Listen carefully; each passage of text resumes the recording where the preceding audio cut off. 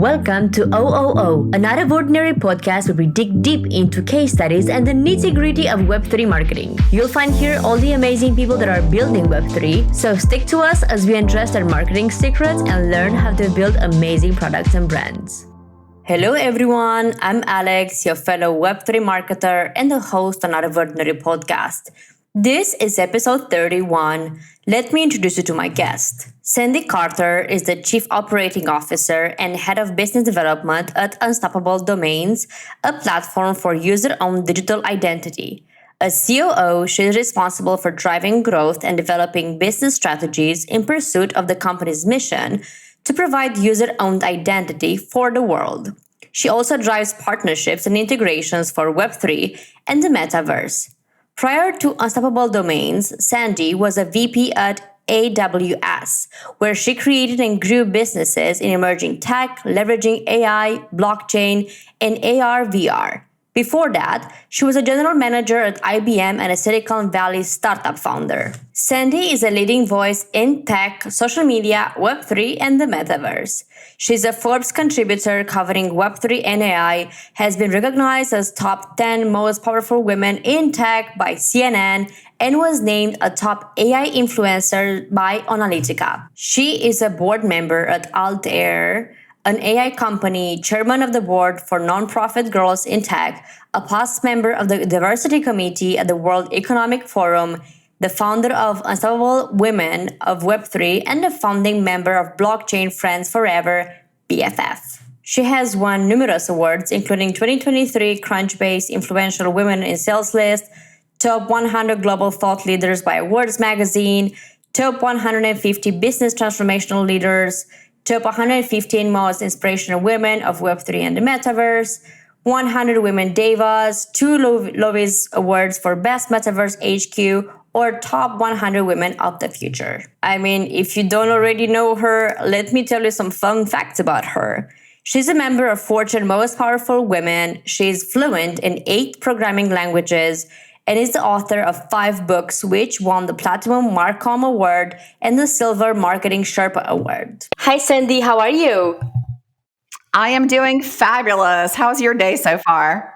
It's been awesome. I'm so excited to be recording this with you. I've been waiting for it for so long, and I've told all my friends about it. I bragged about it on social media. So I'm very, very happy that we're finally getting to do this. You just came back from Paris. How was that?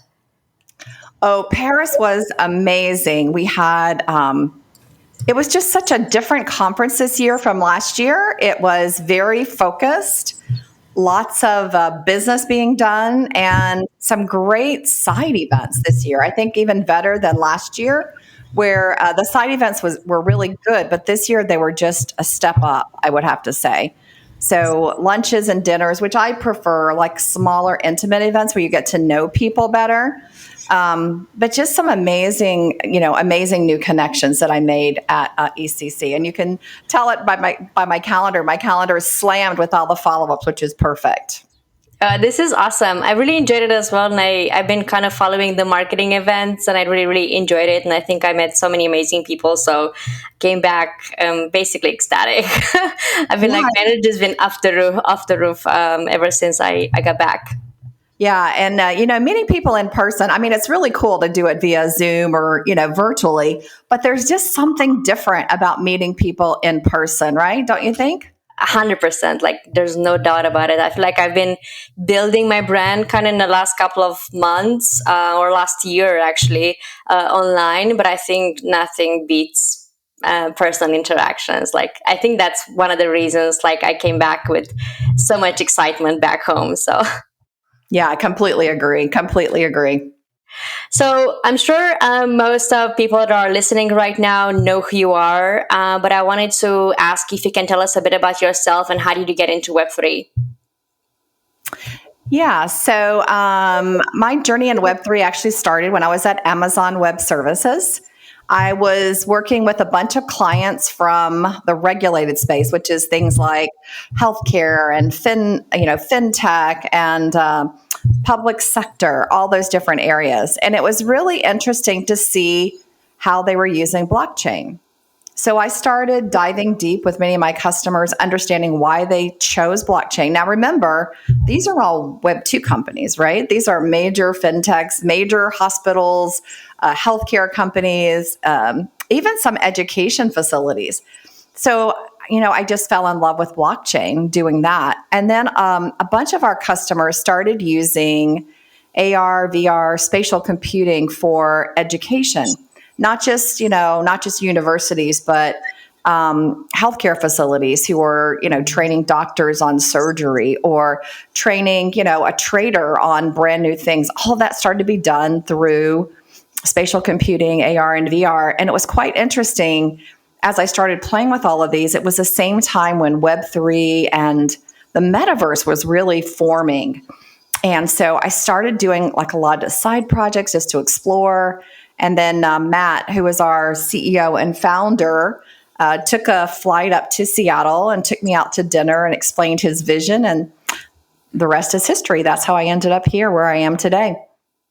Well, so excited to have somebody like you in the space. I felt like I've been working with early stage startups for the last 10 years. And I feel like in this tech world, there was so much, I wouldn't really call it pressure, but so much talk about like bringing women into tech, and right now they do the same, but I feel like it's slightly different though, which makes me very, very excited about like where we are and where we're heading. And I know you're very active on social media. Basically, this is how I initially heard about you. How do you think that impacts the work you do in driving Web3 adoption and domains adoption, if you want to? Well, I believe that social media is a very powerful tool. And of course, Twitter is where everybody hangs out for Web3. I mean, crypto really gave it an uprising again, right? Kind of a resurrection, if you would. And I feel like not only do I get to share what's happening there, but I also get to listen to what people are looking for. So for example, this weekend I posted, who are the next 3 partners you want Unstoppable to partner with? And I did that about 4 months ago. And it's really surprising to see the difference in who people want us to partner with now. Now it's more Web 2 companies than before. And so I got some really good insight. And being accessible on social media, I have a lot of people now who will just reach out to me, DM me and say, I've got a great idea for you, or I've got a new partner for you, or have you looked at this new software? So I feel like I've got a lot of new friends who are helping me and Unstoppable build a better business because I am out on social. And then, not just Twitter, but I'm also prevalent on LinkedIn, which gives me a whole different set of people, very different, right? Much more corporate, much more enterprise oriented. And then, TikTok and Instagram as well. So I just find I learn so much that I just could not see operating a business and trying to be customer obsessed, not being present on social media. To me, it just doesn't fit. So that's why I do it. That's why I'm out there. I think some people are shying away from it, or like they're going anon in the Web3 space. But at the same time, one of the greatest conversations I had with one of my speakers was regarding the fact that even if everything is so decentralized, people still want a centralized person to relate to. And actually, this kind of opened my eyes towards how we relate to the leaders in Web3, if you want to. Yeah, I think that I always say that when you work with someone, you work with, of course, their product and their offering, but you also work with them as a person. And so, I get a lot of criticism from people. They're like, why did you tell us you went to see this movie this weekend? Or why did you tell us that you like to read books and drink jasmine tea? And I just believe it gives a little bit more personalization to who you are, what you believe in, and just lets people get to know you a little bit better. So I don't always, just post pictures of my breakfast or something like that. But I do like to sprinkle in a little bit of personal information so people know that hopefully that I'm relatable and that, some of the things that I like and some of the things that I don't like. So typically I wear pink. You can see my microphone is pink. A lot of times I'll go to conferences and people are like, oh, when are you going to wear your pink jacket? That's what I want to take a picture of you in, because they know that's one of my favorite colors, right? Or, hey, let's go get, I know you like jasmine tea. I know you don't drink coffee. So let's go get a jasmine tea versus let's go get a coffee, which was really hard in Paris, by the way, because they had so much great coffee. But I just find that it's really interesting. People pay attention to that, and then it just brings you closer together. I love this. Can you maybe tell us why personal domains matter in 2023, and maybe who are the ones that should be paying a lot more attention to that? And I would guess content creators are the ones that are in the top of the target group, let's say. But I will also want to know what's your opinion on this? Yeah, so we are a digital identity platform company. So we focus on digital identity. And digital identity is really important because digital identity is all the data about you that's stored digitally. So imagine, you have tons of data about yourself that you keep offline, but this is all the data about you online, which is growing rapidly and so much faster than what we keep offline today. And today you do have a kind of a digital identity in Web 2 land, because when you go and you sign into Google or Instagram or, Meta, you're giving them a username and a password. And that kind of represents you, except all the data that is learned about you on that platform is really their data. So, Google and Facebook made $100 billion in the first half of the year off of selling our data. So now if you think about digital identity in a Web3 world, you still have a way to sign in. So for me, I could use sandy.x to sign in. But now any data that's collected is my data. And so I think that's really the way it should be, because now I get rewarded for my data. I get the access to my data, and I get to decide who gets the data, when they get the data, how much data they get to get, and how long they get that data for. So it gives a lot of control back to the user, not to the company, but back to the user. And that's really powerful. So if you think about people who are leveraging and using Web3 domains today, we have Fortune 100 companies. 11% of them have their digital identity. And that's really, a great move for Web 2 companies to ensure that they're protecting their corporate identity, if you would. And then as well for individuals, what we see is that, there is a big movement today, especially in some of the upcoming generations, that they want to have privacy of their data. And they want to be rewarded for their data. So we see a lot of people that are DeFi users, metaverse users, gamers, creators who also have a digital identity. Because what it enables you to do is to log in to over 870 different applications. So I could take sandy.x and go log into a metaverse, or go log into a game, or go log into a DeFi application. I just have to take sandy.x. I don't have to have a username and password, and all that information is mine. But also our very first use case was taking sandy.x and having it resolve into a set of letters and numbers that are your wallet address. So you could transact with it too in your crypto wallet. So today we have over 170 wallets that you can type in sandy.x, and it will automatically resolve to that long set 21 letters and numbers of your crypto address, so you don't make a mistake. And even today, 30 million resolutions taking your name into your wallet address happen every week through our API, 30 million. So it just shows you that that was our first use case, and still one of our biggest use cases out there on the market today.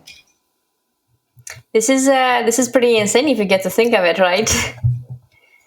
It really is, because, if you look at your digital identity, and I think it's very visual. So anybody who's listening, if you can go out to ud.me/sandy.nft, you'll see what my digital identity looks like. And it's really looks like a LinkedIn profile, except everything in my digital identity is credentialed and verified. So for example, if I took a class, it shows up there, I took the class. I don't, like I do on LinkedIn, I could say, hey, I took this brand new AI class, but who knows if you really did. on a Web3 digital identity, it's verified and credentialed. It lives on the blockchain. So you know for sure I took the class. In addition, you know for sure if I went to an event, the Super Bowl was in Phoenix, which is where I am right now. And I went to a breakfast with a bunch of the NFL and the players. And I was talking to one of the guys who runs the NFL. And he was telling me with the number of people who tweet that they went to the Super Bowl, the stadium would have to be 5 times as big. Because people are tweeting that they're at the Super Bowl when they're not actually at the Super Bowl. Well, with your Web3 digital identity, again, you have a credentialed, verified ticket that shows, hey, I went to the Super Bowl, with that NFT ticket that you got this year. And then the same thing is true with so many different things. And people are getting more and more afraid of fake news. So this really provides a powerful way to ensure that what you see on someone's profile is actually their data.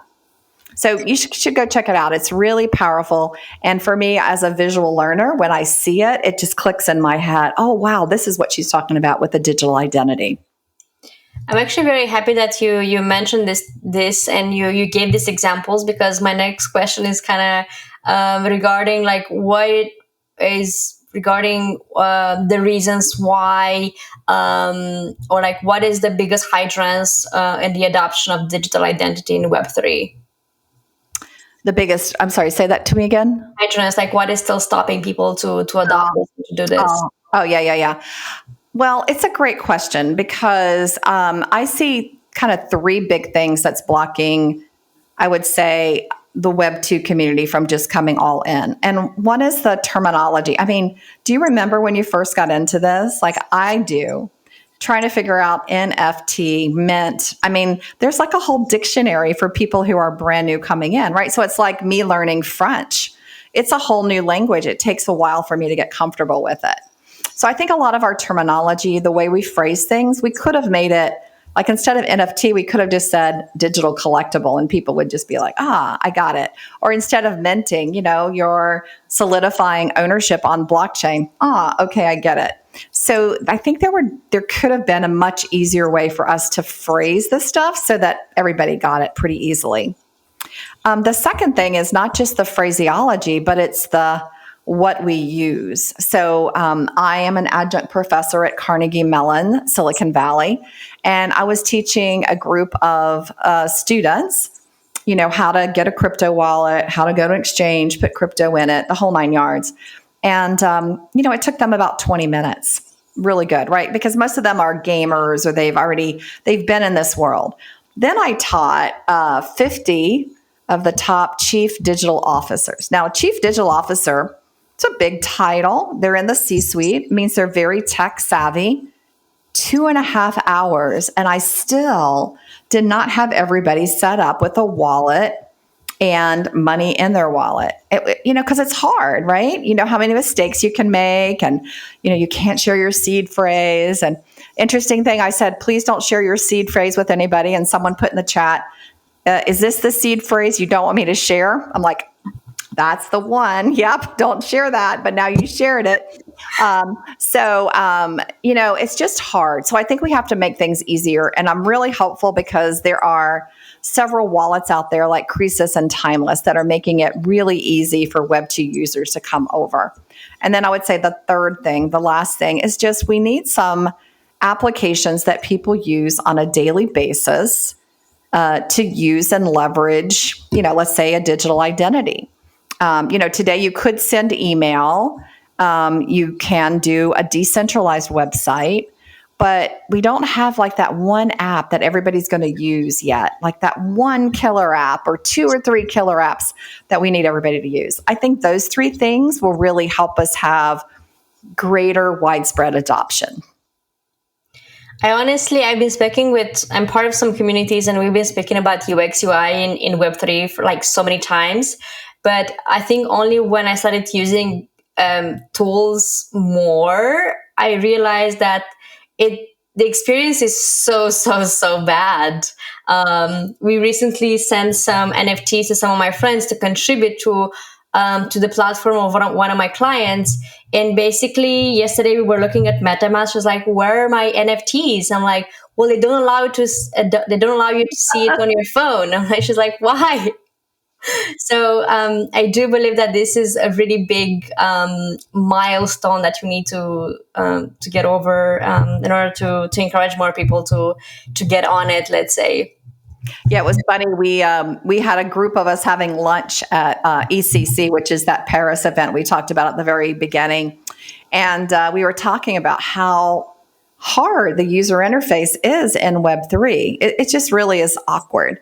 And so someone said we should go and like hire a bunch of Apple engineers, or give this problem to them and let them solve it. And someone's like, no, no, no, we need them to come here. But, I think it's recognizable by everybody, even people who are, who know it in and out and, don't even think about it anymore. I think everybody recognizes that it's just much harder. And anytime something's harder, you're not going to have that widespread adoption. For sure. Let's talk about some use cases for the usage of Unstoppable Domains. How can it impact anybody's work or activity in Web3? And can you maybe give us some examples or more on how that worked successfully? Yeah, so one example is we've partnered up with Skiff, and what that enables you to do is you can send encrypted email. So we have a lot of what we call our whales, our big investors who only want to send encrypted email in certain situations. And so they use it on a daily basis. They use that email on a daily basis. You can have it reroute to like your Google email or your Outlook email. But I think by using and leveraging it, that encryption is very powerful for a certain set of users who want to send encrypted email. The biggest use case we talked about earlier, which, again, we have 30 million API calls to resolve your domain to a crypto address, which means that the use cases people are using their name, Sandy.x, to transact, to do business. So that could be buying an NFT. It could be, buying dinner.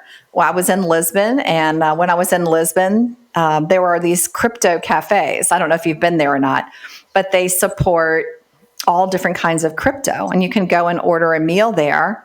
And the card of the cryptocurrencies they support is huge and long, and so you could buy a meal with your domain, or you could go and do so many different purchases online, gaming purchases with skins, or metaverse purchases with your outfit or your digital fashion, those type of things as well. So I think that's the number one use case by far, is using your name for that crypto address.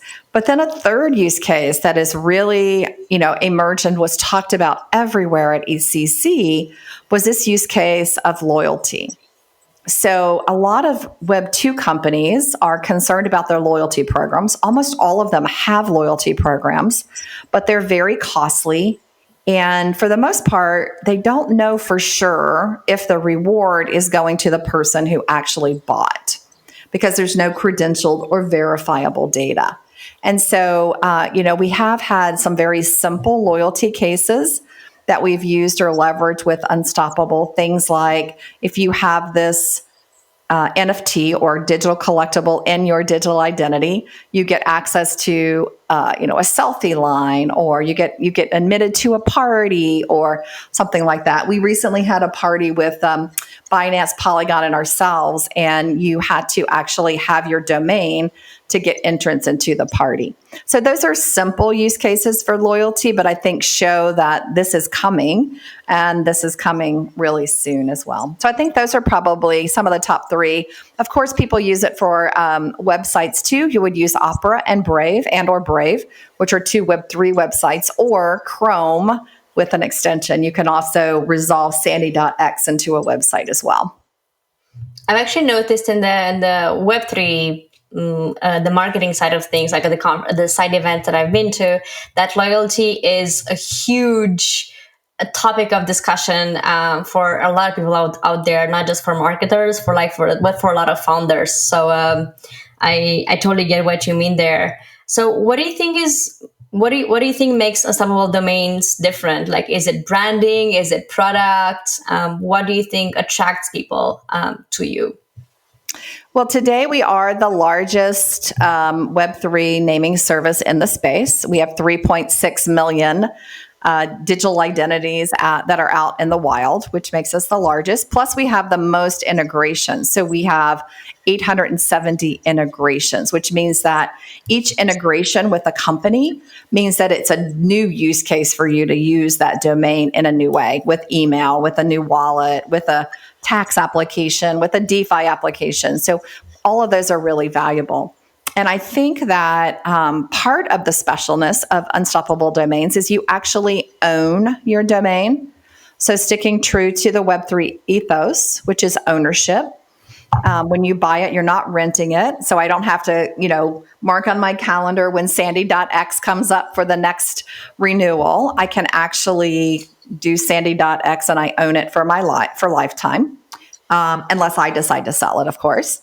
I think that's one of the unique things. There are no gas fees. We are minting on Polygon, and so that provides no gas fees, which I think is also interesting. But the fact that we have so many integrations is a huge differentiator for us, because otherwise you're buying your name, your Web3 name, and then what can you do with it? Essentially, if you don't have integrations, all you can do with it is use it on Twitter for social signaling, and that's it. So we focused on utility. We wanted you to be able to take your domain and to be able to use it in multiple situations. So we feel that that number of use cases that you can take that domain and use it in is one of the most powerful things that we have and use and leverage today. Do you think these were the biggest drivers for your brand awareness at Unstoppable Domains? I do, because each and every time we integrate, a new group of users gets exposed to Unstoppable. So when we integrated with blockchain, all of the users of blockchain's wallet got exposed to us, or OKX, all the users of the exchange got exposed to us. Polygon, all their users got exposed to us. So every time that we integrate, think about it, we've integrated with 170 wallets, and each of those wallets has a set of users. So each of those users now are also exposed to Unstoppable Domains. And all of that increases your awareness and your, the presence that you have in the marketplace as well, because you're basically everywhere. Of course. What are some successful partnerships you have done, and how do they work, and what was the impact they had? Yeah, so there were a couple of different types of partnerships we do. One is that we create a special extension for that particular brand. So we've done that with blockchain.com. We've got a .blockchain. We did it with Polygon. We have a .polygon. We did it with Creases, and the list goes on. And so you could go and buy Sandy.blockchain, Sandy.polygon, Sandy.creases, Sandy.hi, and all of those extensions also signal that I'm part of that community. And so one of the big use cases is creating that extension for a brand, which helps them to rally their community, grow their community, and also to give special rewards to that community. So let's take Binance. We did a .Binance US, and that community was rewarded with special NFT drops, for example, because they held that extension. For Polygon, we have some interesting things coming up from Sandeep, who is the CEO of Polygon, that will do rewards for anyone who holds a .Polygon. So that's a way to not only signify community, but also reward community. We also have partnerships that are integrations for logging in. So I could take Sandy.x or Sandy.polygon and log into it. So for example, I can log into Cook Finance. We have a partnership there that enables me to use that to log into a DeFi application. Or I can use it to log into Atari, or I can use it to log into Bandit Network, which is one of the largest NFT marketplaces in Asia. And so that enables me to have one way, Sandy.x, that I can log in, and then all that information is my information unless I agree to have the application user leverage it. And then the third type of partnership we have is really around what we call resolution. And that's for wallets, where we take the Sandy.x and we resolve that to the address. That takes us working with each and every wallet. Like I said, we have 170 of those today. So those are the top 3 ways that we partner, typically with partnerships. Now, if you're an NFT collection, we do have some ways that we can reward your collectors. We can do some token gating with your partnerships as well.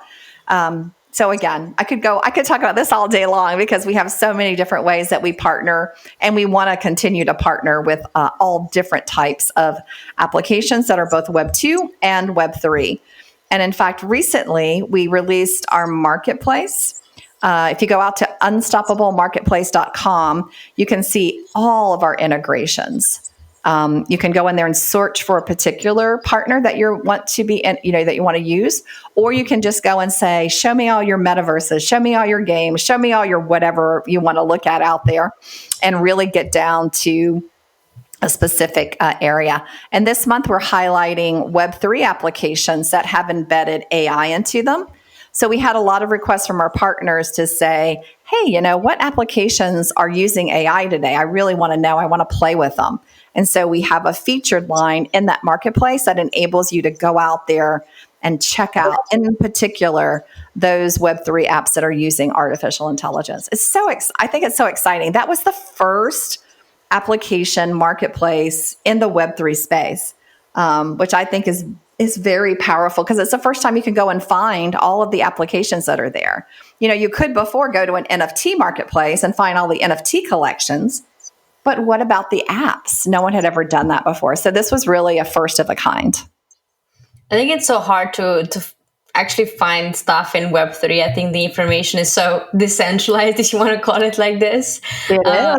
I think like with this kind of marketplace, like I think it's super helpful for basically anybody out there. I think, yeah. So I think it's great for it's like a win-win-win, right? It's great for the users because they can go and search on the applications. It's great for partners because then they can be exposed to so many more users that are out there. And at ECC, we actually announced this at ECC. I had so many partners coming up saying, we've got to be in that marketplace. So what do we need to do to get in the marketplace, which was awesome. And then I think it's really helpful for us because you can also leave reviews on each of the applications. And that enables us to help others improve and help us improve as well. So it's really a great win-win-win scenario for all of us involved. Well, I want to say congratulations, first of all. Thank you. Sandy, you are an international speaker who has presented in 80 plus countries and author of several best-selling books, including The New Language of Business, The New Language of Marketing, Get Bold, which was translated into 9 languages. Your latest book, or one of your latest books, was Geek Girls Are Chic, which was featured in USA Today. And while your new book, The Tiger and the Rabbit, A Fable of Harnessing the Power of Metaverse, Web3, and AI, oh my God, so exciting, for business success, is just launching. What are the most important lessons you think anybody should get from these books you wrote and from your business/leadership experience in general? So I write because I like to share what I've learned. That's why I write. It's just something I've done ever since I was a kid. Write down. So funny. I would write down, instructions for my brother. I have a younger brother, so that he wouldn't have to go through some of the same things that I did, like selecting classes at high school. I wrote down my strategy. So I've just always done this. And in the latest book that I just wrote, The Tiger and the Rabbit, I wrote it as a business fable. And I did that to make the language easy to use, to make it a funner scenario. So maybe more Web 2 people would come in and read it and enjoy reading about it versus struggling on, what is this thing? Like, what is she talking about? And so that's typically why I write books, is to explain things and to share best practices. Typically in my books, I do frameworks. My mind just thinks in terms of frameworks, like, what's the best way to think through this? How could I break it down to make it really simple? typically in terms of 3 points or 5 points, just to make sure that everybody can get it. So in the new book, in The Tiger and the Rabbit, I have a framework for Web3 and blockchain. I have a framework for deciding on AI tools, because I think all of us in Web3 should be using AI tools to better our user experience, to make us more effective, because we're small but mighty teams. We need that help. And then also the metaverse or spatial computing, which I don't think is dead. I think it's going to resurrect again and be very powerful. And so I listed out a set of frameworks, just like I did in many of my other books as well, just what it helped me and offering to share those with others. Now, this book is the first time I've ever done a business fable, though, which means I had to do dialogue. So I'd be interested in your listeners. Hopefully I did that well. It took me a lot longer on this particular book because I wasn't just writing like a business text. I was having to do dialogue. And anyway, I'm just anxious to see how people react to that because it was very different for me. I'm looking forward to read that. But to kind of go back to my question, I wanted to ask, like, what are some important lessons that you think anybody should remember from everything you've written? And of course, anybody should definitely read the entire, like, all the books that you have released, because like I'm pretty sure like it's things are explained more in detail. But like, what do you think are the biggest lessons that you've learned so far, or maybe that you have shared in your books as well? So I think lesson one is to be customer obsessed. I think a common theme running through everything is never focus on the technology first, always focus on the customer challenge first. And that's, as a technology matures, that's where it ends up. So that's why I talked about loyalty, right? That's really something a customer wants. Customers want a better way to do loyalty. The answer is the technology, is Web3 and blockchain. But I think focusing on that customer first is most important. At Amazon, we call that customer obsessed. You're going to spend time with your customer. You're going to understand the customer. And then, and only then, will you apply the right technology.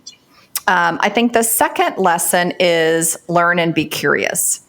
And this one was very impactful for me. One of my friends, Amy Wilkinson, wrote a book for Stanford. She's a Stanford business school professor.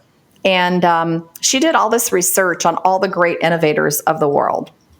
Jeff Bezos, Steve Jobs when he was alive, Elon Musk, and thousands of others. But she looked at the most innovative people in the world. And she found a common thread, which was they ask a lot of questions. They're naturally curious. And so she found that they would ask hundreds and thousands of questions a day. I know this is true because I worked for Amazon and I've been in one of Jeff's meetings and you're just peltered with questions. But she found that on average, the average adult is asking 10 to 15 questions a day. So think about that, right? You've got a Jeff Bezos asking thousands of questions, and you've got the average adult asking 10 questions. So we're missing out on a lot. We're assuming a lot of things. And so in my last book, The Tiger and the Rabbit, I do go through this kind of learn and be curious, like something else is going to change. I wrote about AI, metaverse, blockchain, and Web3, but there's going to be another thing. So how do you always be ahead of that next thing? And the way that you do that is you just ask a lot of questions. And we are naturally curious, right? Like I have 2 daughters and they're always like, oh, Mom, why is the sky blue? Why are there clouds? Why are the clouds white? Like they're constantly asking questions. And so it is naturally innate in us to do that. I think as we become adults, though, we kind of squish that. So that would be my number 2 lesson. So first would be obsessed with your customers, put your customers first. The second one is learn and be curious. And then the third one, I think, is that everybody should just take risks, bigger risks. People often ask me what I wish I had done more of in my career. And I always say, I took risks, but I wish I had taken more risks. And I've interviewed a lot of people as well. And every time I ask people, they're always like, take more risks, no matter who they are. One of my friends is one of the first women. She led the team of the first females who climbed Mount Everest.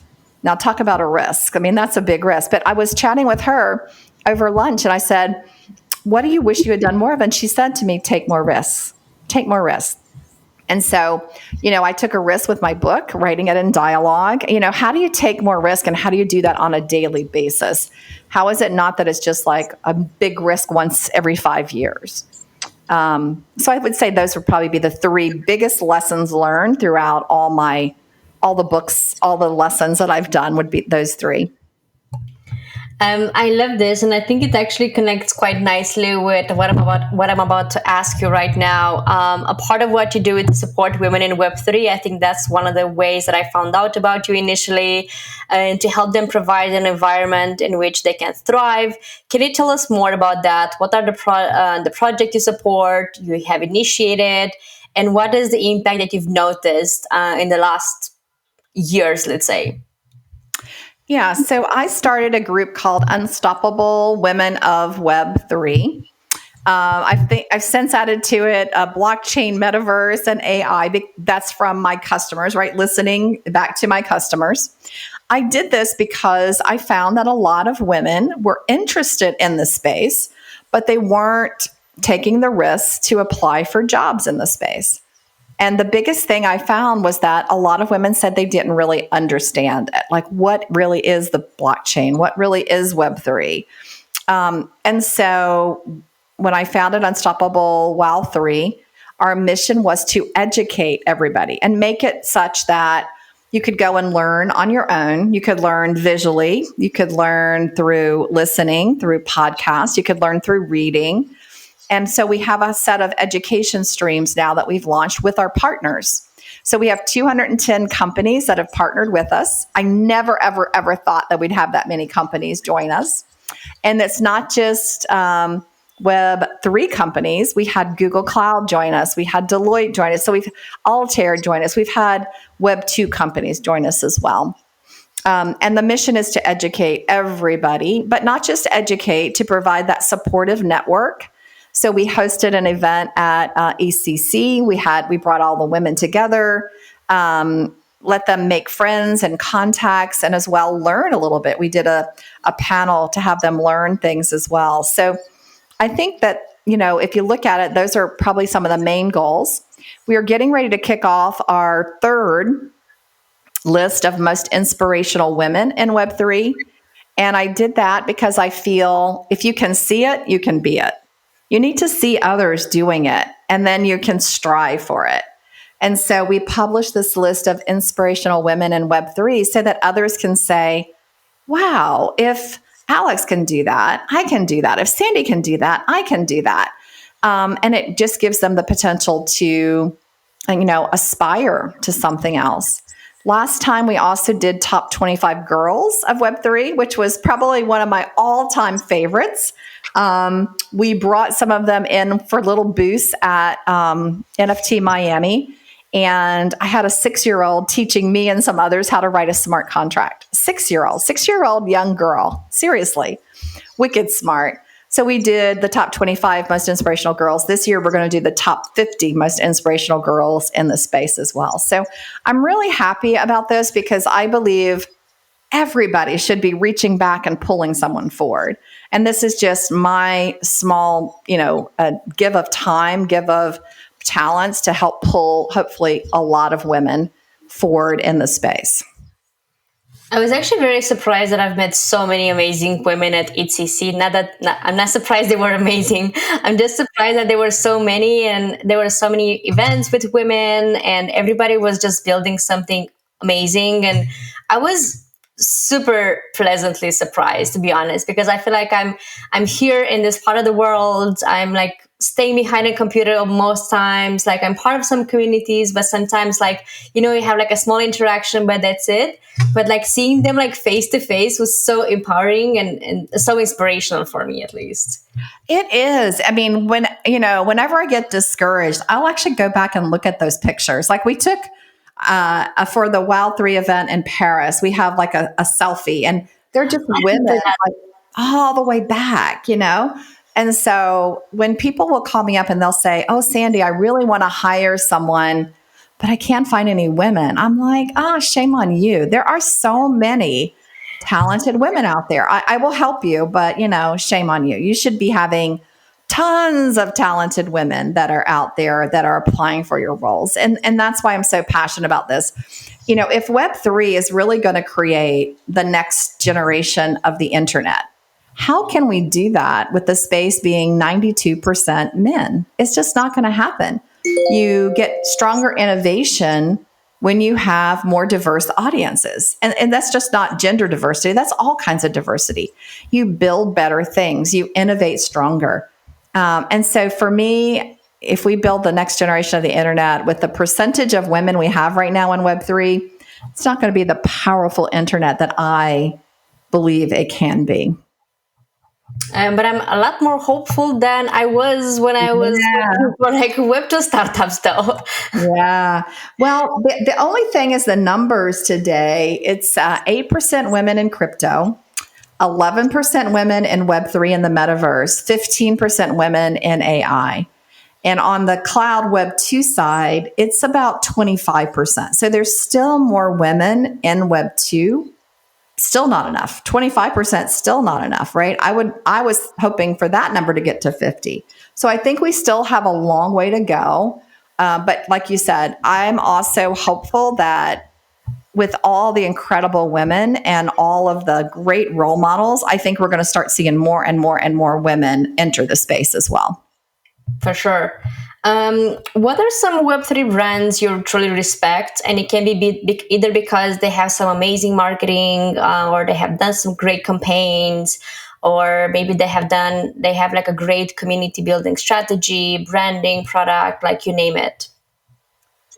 So I love Polygon. I think Polygon is an amazingly well-run company. It's big now, but they still act like a startup. So they're still willing to be creative and spontaneous and scrappy. So I love them for that. I do think that they've probably built out the best and the strongest ecosystem, both on the Web2 side as well as the Web3 side. So I do think that they're an amazing, amazing company. I love some of the new wallets that are coming up, like Timeless and Croesus. If you haven't used them, I would consider those social wallets. And what I mean by that is they're much more user-friendly and they're much more geared for having their user base communicate with each other as well to help each other out. They're very, again, like I said, easy to use. And I think that's something we need. So I really do admire those two companies for coming in what I would consider late to the wallet space, but dedicated to creating a more easily usable system for everybody out there. I also love a lot of really interesting companies like Upland, for example. Upland is a game. It's kind of like Monopoly, I guess, using a lot of the Web2 friendliness to drive people to the game. I love it because it's easy to use. It helps to onboard people and again, gives you ways to level up your skill sets as you go. And then I'll give just one more. I could give tons because I love all my partners equally. I really do. Like I love Etherscan. They've embedded AI to make what they do the very best. Alchemy has done the same on the development side.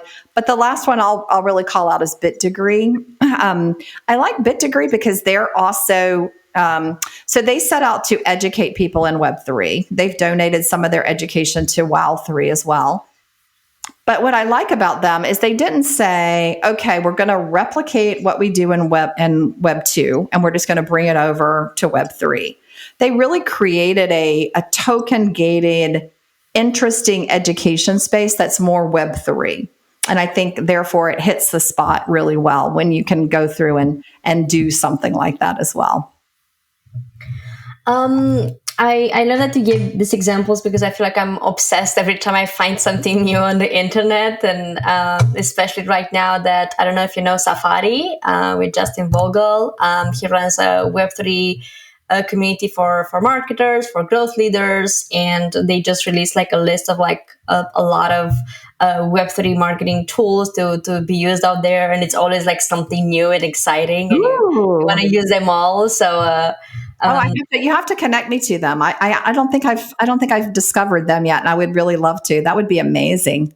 They also had a small meetup with the Web3 growth marketers in Jardin des Plantes in Paris, like in the garden next to some lions, because like their logo has a lion in it because it's safari. So it was, and I think like in a couple of minutes I met so many people, and it was wow, like very very nicely surprised.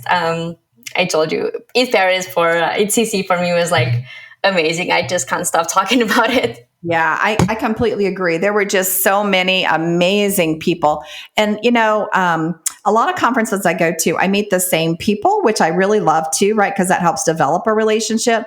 But I felt like this time at ECC, I had a really good mix of people I had met before and brand spanking new people that I had never met before. And even companies. I don't know if you noticed the list of sponsors this year versus the list of sponsors last year was vastly different. Like there was like maybe one or two companies that overlapped.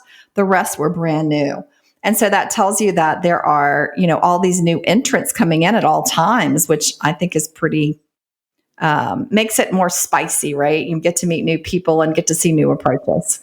I think I actually heard you talk about it at the event, at the Unstoppable Domains event that you had in that coffee shop. Yeah. I always forget its name, but yeah, the Parisian. Yeah, it's true. What is a piece of advice you want to give women in Web3 that are either transitioning, learning more about it, or even to those that are already deep into it? Because for me, the community side of things is very important, but I would also love to have your take here as well. I actually started my ETC week with the SheFi Summit, and that was very, very powerful for me. So what is your take on this? I mean, I would say some of the advice I already gave, which is be bold.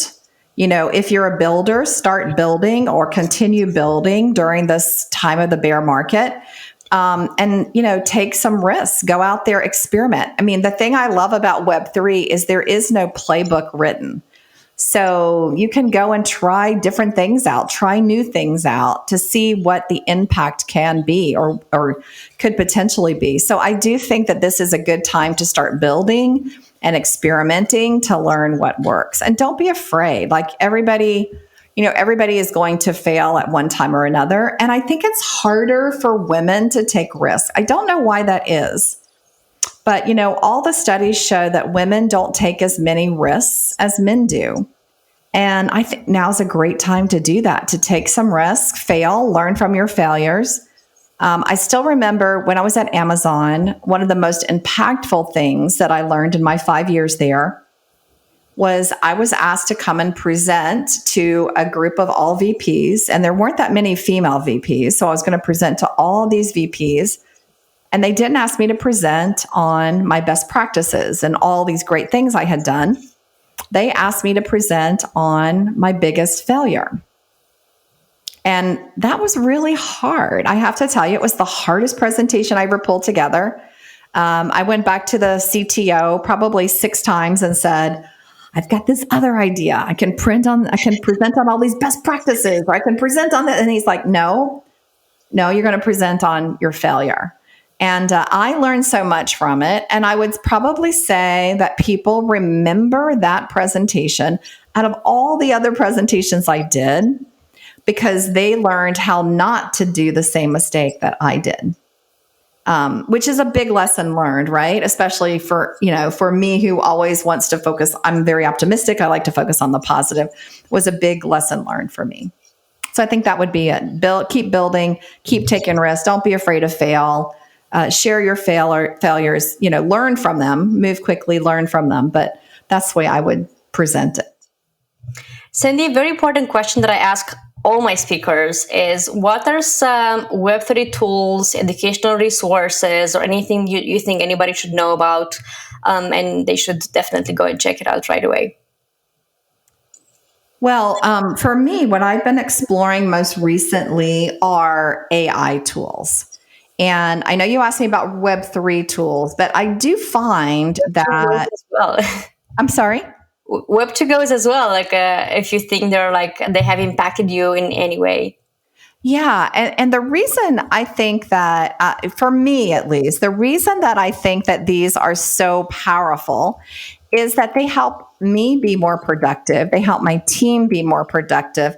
And so I think that they're, just really valuable. So I'll just give you a couple of them that I think are very, very impactful for me. So, of course, everybody knows about ChatGPT. So I'm not going to talk about ChatGPT.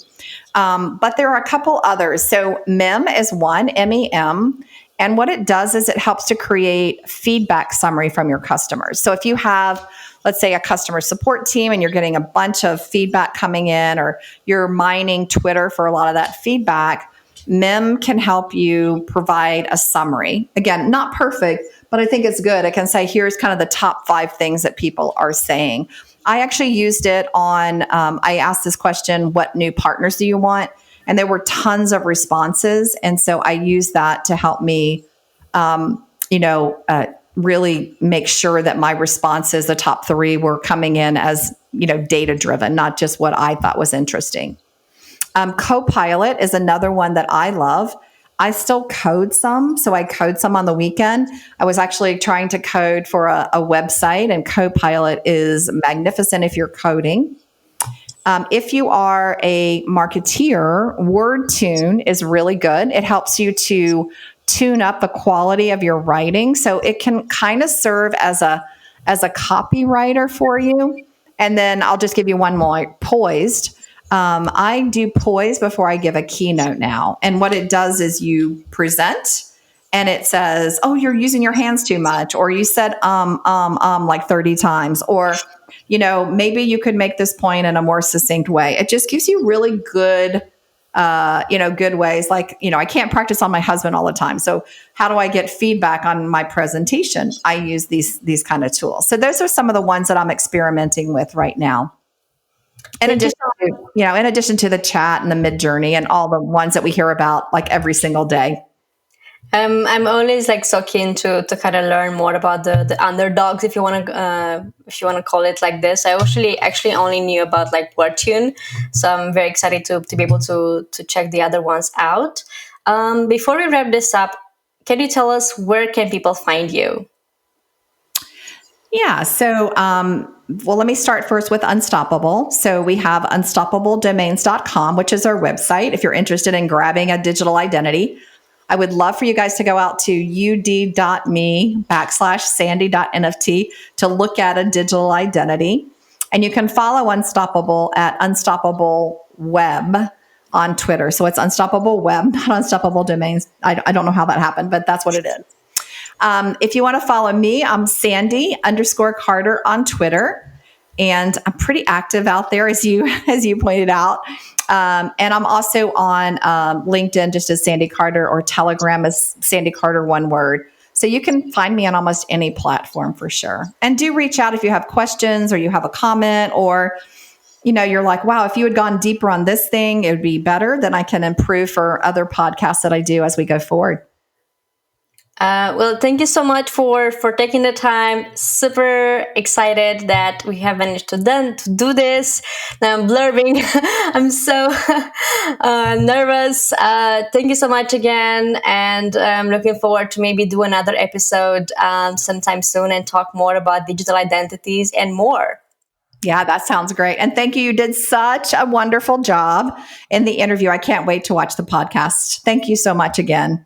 Thank you, Sandy. Thank you so much for listening to our Out of Ordinary podcast. If you enjoyed this episode and you would like to hear more content like this, then open up the podcast app and click on the follow or subscribe button. It takes less than 5 seconds and is the single best thing you can do to support the show and stay up to date to more marketing strategies that are being used in the Web3 space.